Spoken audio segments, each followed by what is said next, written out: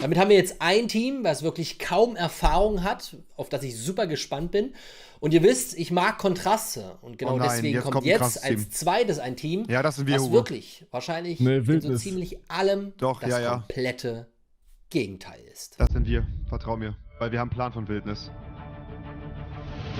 Sie sind die Ach so. toughesten Frauen im Survival. Be prepared. Die eine Das war sind wir, oder? 21 Tage nackt in der Wildnis, Oh. die andere ist Autorin bei dem Survival-Magazin. Ich denke, ich brauche jetzt ein eiskaltes Bad, um wach zu werden. Ja, okay. Digga. Die sind so krass.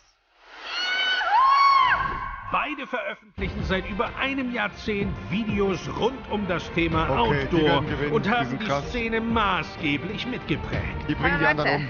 Lilly hier, aus der Wildnis Österreichs. Und jetzt würde ich sagen, genug gelabert. Jetzt schießen wir mal. Ja, gegen die will ich nicht, Die Hugo. Die bringen uns Community um. verlangt bereits seit Staffel 1 nach ihm. Da ist noch etwas Nachbesserungsbedarf. Hoffen wir, es wird nicht zu leicht für sie. Digga, Doppelauto einfach. Willkommen bei Seven vs. Wild. Survival Lilly und Vanessa Das ist Blank. Lilly von TikTok! Nein, Hugo ist nicht. Nein, das ist sie nicht. Es ist sagt offiziell immer, Hugo ist ein Süßer. Team 2, Nein, das das wir gerne ist sie dabei nicht. hätten. Vanessa Nein. und Lilly. Also, geballte Frauenpower und vor allem zwei Damen, die sich auch Digga, das wahrscheinlich Doppelauto wie ziehen, die sind niemand so OP. anderes extrem gut auskennt, wenn es draußen um Survival, um Wildnis, um tierische, pflanzliche Notnahrung und was auch immer geht. Auch da bin ich sehr gespannt, wie sie reagieren, ob sie Bock drauf haben. Ich würde mich sehr freuen, weil ich glaube, da können wir noch Techniken sehen, die wir vielleicht so noch nie gesehen haben. Digga, die Ich machen bin Battle sehr, sehr Royale. gespannt.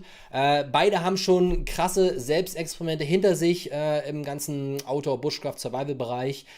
Ich persönlich habe viele Videos davon gesehen. Sind einfach auch ein Urgestein in der Szene. Ist vielleicht dem Mainstream gar nicht so ein Begriff. Schaut gerne mal auch auf die Kanäle. Ist übrigens natürlich auch alles unten verlinkt. Aber ich glaube, wenn die beiden dabei sind, dann können sich die Herrschaften in Staffel 3 warm